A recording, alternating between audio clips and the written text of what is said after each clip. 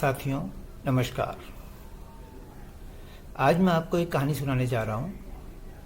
ये कहानी हमें आज अपनी लाइफ में जीने के लिए एक अच्छी राह दिखाती है। आइए सुनते हैं।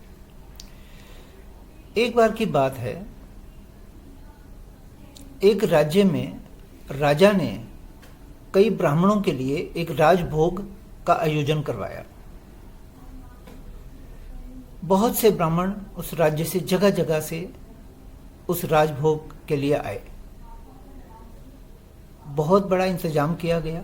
सारे ब्राह्मणों को बड़े तरीके से बिठाया गया, उनका आदर सत्कार किया गया और उनके लिए कई तरह के व्यंजन बनवाए गए। और वो किचन ओपन में थी क्योंकि काफी बड़ा इंतजाम था, तो काम चल रहा था। उसी समय एक बाज, एक बहुत बड़ा पक्षी, अपने मुंह में सांप को दबाए ऊपर से उड़ रहा था। जब वो ओपन किचन के ऊपर से उड़ रहा था, उसी समय उसके मुंह में जो सांप था, उसने अपने बचने के लिए, अपने को बचाने के लिए अपने मुंह से जहर उस बाज पर डालने की कोशिश की कि किसी तरह बाज मुझे छोड़ दे। परंतु उस जहर की कुछ बूंदें नीचे बन रहे खाने में चली गई। अब इस चीज का किसी को पता नहीं चला। जब खाना परोसा गया तो उस खाने में मिले जहर की वजह से कई ब्राह्मणों की मौत हो गई। राजा को जब पता चला, राजा बहुत उदास हुआ, क्योंकि उन्होंने तो बहुत इज्जत से, आदर सत्कार से ब्राह्मणों को खाना खिलाने की कोशिश की, बट उनका कर्म जो है उल्टा पड़ गया। उस आयोजन में जितने लोग जुड़े थे, सभी लोग बहुत परेशान थे, सभी लोग बहुत दुखी थे। अब बताओ तो किसका कसूर? अब ये बात जब यमराज तक पहुंची तो यमराज और उनके साथी, उन्होंने अब उस पाप का इल्जाम तो किसी पे अकाउंट में लिखना है ना, तो उन्होंने सोचा कि राजा के बारे में कैसे कहा जा सकता है, क्योंकि राजा ने तो कोई गलती की नहीं।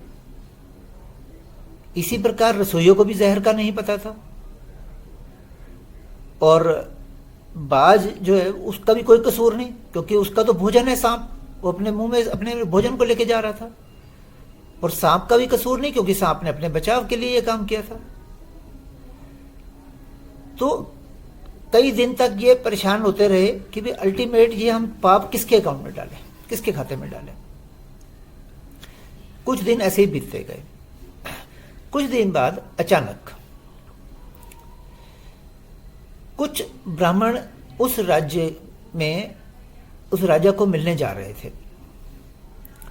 रास्ते में एक जगह रुक कर उन्होंने रास्ता सही है ये कंफर्म करने के लिए, एक लेडी खेतों में काम कर रही थी, उनसे पूछा कि ये फलाना फलाना राजा से हम मिलने जा रहे हैं, ये रास्ता महल की तरफ ही जाता है ना? तो उस लेडी ने क्या जवाब दिया, हाँ हाँ रास्ता तो बिल्कुल ठीक है, पर जरा ध्यान से जाना, वहां का राजा बड़ा खतरनाक है।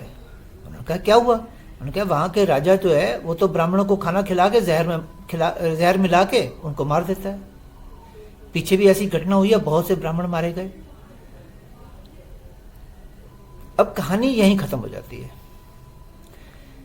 जैसे ही ये बात यमराज तक पहुंची, यमराज ने कहा अपने साथियों को कि वो पिछली जो घटना हुई थी उसका सारा दोष इस लेडी के अकाउंट में लिखा जाए, खाते में लिखा जाए। अब यमराज के साथी भी परेशान कि ये क्या हो रहा है, इस लेडी का तो कोई लेना देना ही नहीं है। उन्होंने कहा नहीं, जब भी कोई पाप करता है, जब भी कोई गलती करता है, और अगर हम उस गलती, उस पाप को दूसरे को बताते हुए बड़े आनंद लेते हैं, बड़ा चुस्की लेके, बहुत आनंद लेके हम लोगों को बताते हैं, तो वो पाप के भागीदार हम भी बन जाते हैं। तो यमराज ने बताया क्योंकि इस घटना में डायरेक्ट तो अपराधी कोई था ही नहीं, तो इसलिए सारा का सारा 100% दोष जो है इस औरत के अकाउंट में लिखा जाएगा। अब साथियों, इस कहानी से हमें क्या शिक्षा मिलती है? बहुत सीधी सी बात है, हमें कभी भी किसी की गलती, किसी की पाप के बारे में हमें आगे डिस्कस नहीं करना चाहिए, किसी को नहीं बताना चाहिए। जिसने जो किया है वो उसका कर्म उसके साथ है। अगर हम किसी के पाप, किसी की गलती को आगे बताते हैं तो हम उस पाप और उस गलती के भागीदार बन जाते हैं। तो आप और मैं इस बात को जितना जल्दी समझ लें, अपने जीवन को सही रखें। धन्यवाद। जय हिंद।